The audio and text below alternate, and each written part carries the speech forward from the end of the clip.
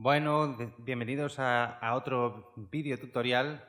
Seguimos hablando entonces en este vídeo de lo que son las medidas de presión. Habíamos dejado el vídeo anterior con el sistema de unidades de presión, un poco las equivalencias, esta diapositiva que veis en pantalla. Y continuamos entonces comentando un poco el tema de que en los PSIs, cuando hablamos de las libras por pulgada al cuadrado, se diferencia la presión absoluta de la relativa mediante las letras A o G, ¿vale? Después de las unidades.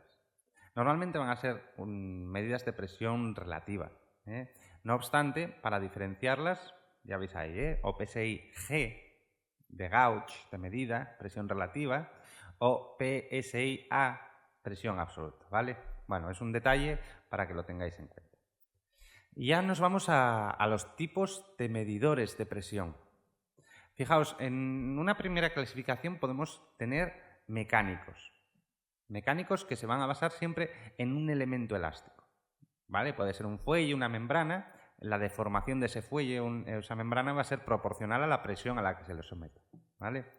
Entonces, dentro de los mecánicos tenemos elementos primarios de medida directa, que van a medir la presión comparándola con la ejercida por un líquido de densidad y altura conocidas. Pueden ser los barómetros, manómetros de tubo en U, lo que se llaman las columnas de agua cuando los técnicos de gas pues hablarán de columnas de agua, ¿vale? Los elementos primarios elásticos, en el otro caso, pues se van a deformar por la presión interna del fluido que contiene, ¿vale? Pues pueden ser los manómetros de tipo Bourdon, de membrana, de fuelle, ¿de acuerdo? Un poco esos elementos. Los electromecánicos ya nos van a generar señales eléctricas, ¿vale? Siempre vamos a tener un elemento mecánico elástico, pero vamos a tener un transductor eléctrico. Un transductor eléctrico es, fijaos, si quitamos la N y la S de la palabra transductor, nos queda la palabra traductor, ¿no?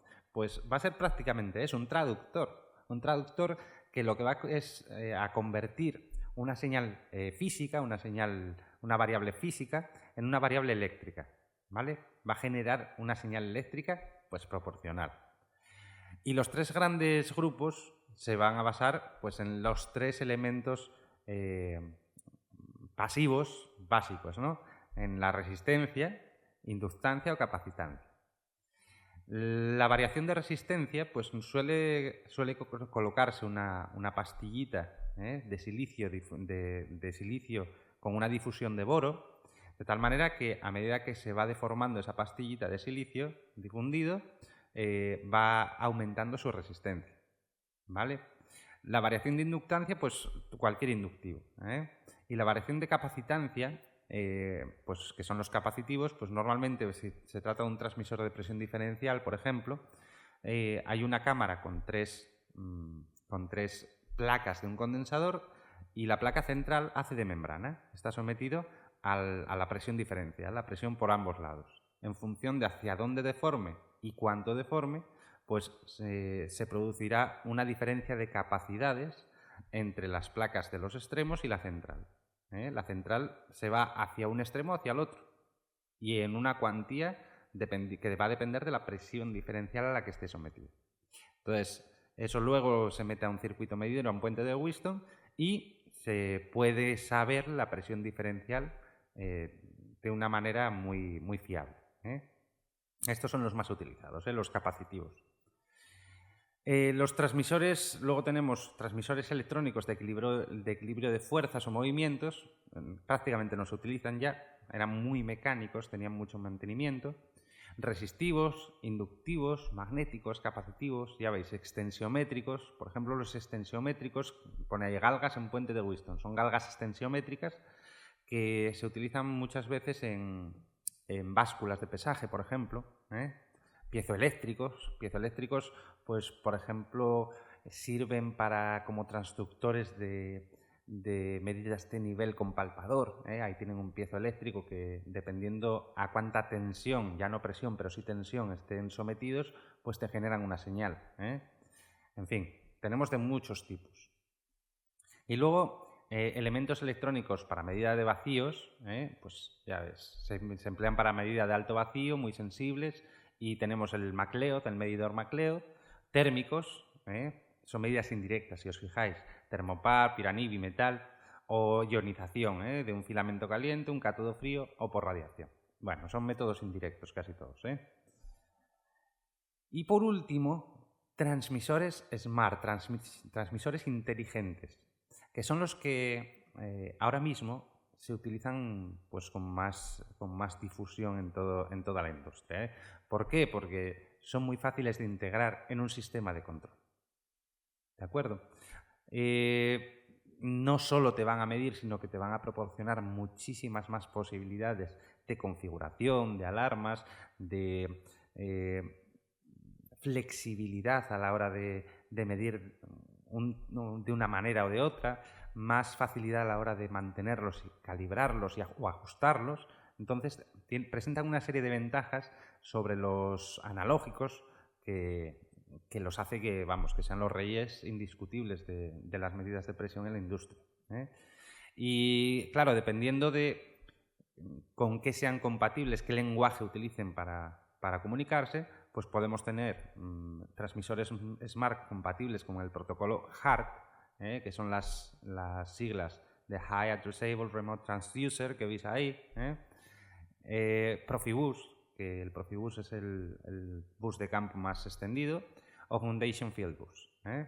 Normalmente son más compatibles o tienen más salida en la industria los compatibles con Profibus, pero que los divida en 3 grupos no quiere decir que sean compatibles con uno de ellos nada más. Pueden ser compatibles con 2 o incluso con los 3, ¿vale? Y en este vídeo vamos a explicar los manómetros. Ya vimos un poco los tipos de medidores que tenemos y vamos a empezar por los manómetros, ¿vale? Los manómetros de fuelle, bueno, en general, los manómetros van a tener siempre un elemento elástico. Un elemento elástico, en este caso, pues veis que es un fuelle, lo veis ahí. A medida que este fuelle se va a extender, el elemento elástico, en este caso un fuelle, pero en otros casos puede ser una membrana. Lo que va a hacer es mover un sistema de palancas y al final de ese sistema de palancas lo que vamos a tener es un sector dentado. Un sector dentado que va a engranar con una rueda dentada, y en el eje de esa rueda dentada tengo la aguja. De tal manera que a medida que se mueve este sector dentado, mueve el piñón y se mueve la aguja. ¿De acuerdo? Ese va a ser todo el misterio de los manómetros. Entonces, en el caso de un fuelle, pues lo veis ahí, los movimientos, ¿no? El fuelle, a medida que aumenta la presión, pues se extiende su longitud, lleva este brazo hacia arriba, este hacia arriba y el sector dentado hacia allí. Con lo cual, la aguja se mueve hacia la escala, hacia valores mayores en su escala, ¿vale? Bueno, eso ya son transmisiones por sistema de palancas. De tal manera que la longitud de estas palancas va a determinar que esta aguja se mueva más rápidamente o menos rápido, ¿vale? Ahí se corrige con tornillos que se pueden mover para ajustar la longitud de estas palancas, pues se ajusta el error de span para corregir el error de span. Sí, se realiza el ajuste de span para corregir el error de multiplicación del aparato, ¿vale? Bueno, otro tipo de manómetros de fuelle puede ser uno de vacío. Pues fijaos, la presión se puede también aplicar por el lado exterior del fuelle si éste se haya encapsulado. El fuelle puede llevar un resorte antagonista para aumentar la constante elástica total. Bueno, lo veis ahí, que tengo 2 presiones, voy contra un fuelle y contra un muelle y bueno, otra vez ataca un sector dentado a un piñón. No deja de ser siempre lo mismo, ¿vale? O en este caso, que tengo una presión por un lado y la presión a medir, y entonces dependiendo de los tipos de presión o qué presión es mayor, pues vence la fuerza de un muelle y la aguja pues va a medir. El mecanismo es siempre el mismo. Lo mismo con las de membrana. Veis aquí uno de membrana, el proceso, la entrada de presión, una membrana y el elemento que al final va a mover el sistema de palancas al sector dentado y al piñón, ¿vale? Bueno, con varios diafragmas, con un líquido intermedio. Puede también tener este tipo, pues por ejemplo para fluidos que tengan ciertas propiedades corrosivas o que puedan dañar las partes de medición del elemento. Bueno, pues puedo tener un sistema de aislamiento con doble membrana. Ahí lo veis, un fluido separador. Y el más utilizado es el manómetro Bourdon, que lo que tiene es un tubo achaplado, aplastadito, con una pequeña cámara en el exterior, en el extremo, cerrada, y que, ya veis, va unida otra vez al sistema de palancas. ¿Veis ahí estos tornillos que están precisamente para ajustar la longitud de esa palanca con respecto al sector dentado? Lo que hago es mover el sector dentado que viene por debajo y a esos tornillos.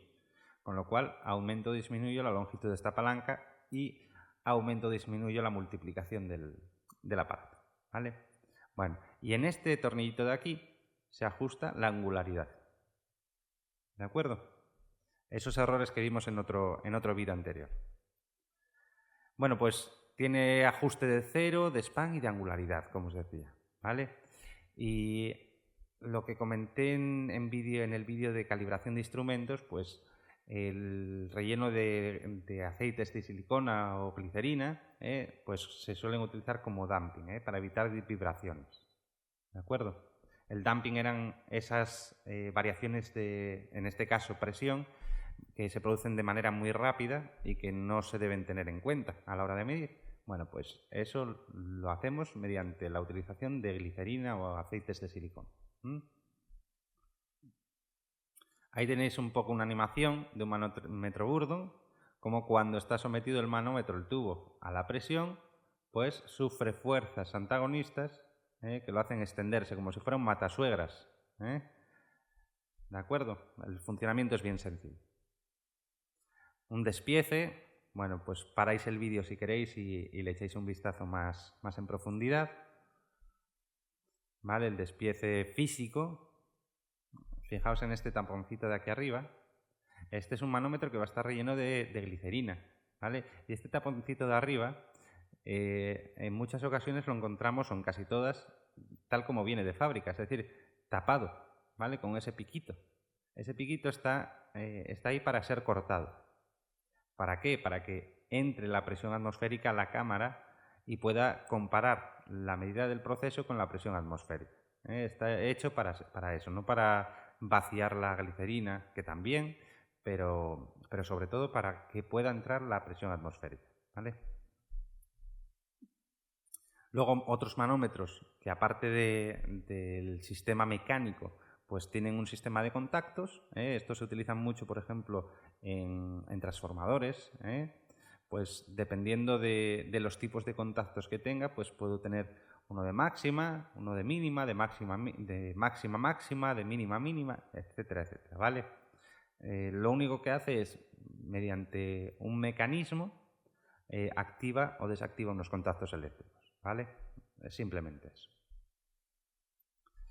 Los de presión absoluta pues tienen una cámara sellada al vacío, simplemente, porque comparamos la presión que estamos midiendo con el vacío. Se trata de eso. ¿Vale? Pues ahí tenéis un fuelle dividido en dos y una cámara sellada al vacío. Por lo tanto, la presión que entra al fuelle, esta parte del fuelle, la compara con una cámara de vacío, con un fuelle al vacío. Por lo tanto, el manómetro, la aguja del manómetro, estará marcando en condiciones de vacío absoluto el 0, pero en condiciones de que esta presión de entrada fuera la atmosférica, estaría midiendo pues lo que veis aquí. Si esa presión fuera la atmosférica, pues el manómetro marcaría un 1. ¿De acuerdo? Si es un manómetro de presión absoluta, veréis que está marcando, cuando dejéis la toma al aire, 1 en vez de 0. ¿Vale? Manómetros de columna de líquido, pues bueno, se basan en el tema de la presión hidrostática. Y al final de lo que se trata es de medir la diferencia de alturas entre una parte del tubo y la del otro. Por eso es muy importante enrasar a 0 las dos partes del tubo se llena el tubo hasta el cero, se enrasa y se enrasa la parte baja del agua, digamos. El agua, sabéis que hace una parte cóncava, cuando está unida a las paredes o cuando está cerca de paredes, se ajusta a ellas mediante una concavidad. Pues en la parte baja de esa concavidad es la que alineamos con el cero. ¿De acuerdo? Cuando está sometido a presión una de las dos partes del tubo, pues una columna descenderá, la otra subirá, y la presión a la que está sometido o la presión de gas en este caso, que leeríamos, sería la correspondiente a la suma de lo que sube uno más lo que baja el otro. ¿De acuerdo? Como veis ahí. No me paro demasiado a los cálculos, les echáis un vistazo, pero tengo que tener en cuenta el total, ¿vale? La diferencia total. Luego hay otros manómetros basados en este tubo en U, pero que por ganar espacio pues pueden tener una columna inclinada, con lo cual ya depende no solo de la densidad, de la gravedad, de la altura, sino que del ángulo de esa inclinación, como puede ser el que veis a la izquierda, tiene más sensibilidad. De columna inclinada para ganar espacio en laboratorio sobre todo, pues ahí lo tenéis, un poco el de columna inclinada, que si os fijáis no tiene una escala constante. Otros manómetros de aire comprimido que tienen unas cámaras unas cámaras intermedias de almacenamiento de aire, y bueno, pues una escala que tampoco es constante, es logarítmica. Luego unas indicaciones para el mantenimiento de los manómetros, y es el cambio de aceite de amortiguación cuando esté sucio y no permita la correcta visión de la aplicación. El tapón de seguridad, que ya que se puede endurecer la goma, y comprobar que la posición de la aguja sea la lógica en relación al proceso. O incluso que empiece en el cero, que si un proceso es bien conocida la presión, pues que más o menos la aguja indique esa presión cuando estamos funcionando en condiciones normales. Y nunca, para desmontar un manómetro, nunca lo hagáis con las manos, nunca lo hagáis tirando de la cabeza del manómetro, siempre con llaves y demás, ¿vale? Llaves fijas o incluso en manómetros que se utilizan en bancos de pruebas, pues ya tendrán una conexión rápida, ¿De acuerdo? Bueno, veis ahí que una de las mayores dificultades con las que se encuentran los manómetros a la hora de operar siempre de la misma manera son los cambios de presión súbitos, los aumentos de presión súbitos, lo que se llaman golpes de ariete, ¿vale? Para evitar estos golpes de ariete, pues podemos tener amortiguadores regulables o limitadores de presión, ¿de acuerdo? Y luego la temperatura también, dependiendo del proceso en el que se vayan a medir, pues tenemos unos sifones o liras en el cual la condensación del vapor, normalmente se utiliza en líneas de vapor, la condensación del propio vapor hace de refrigeración de la medida, de lo que se está midiendo.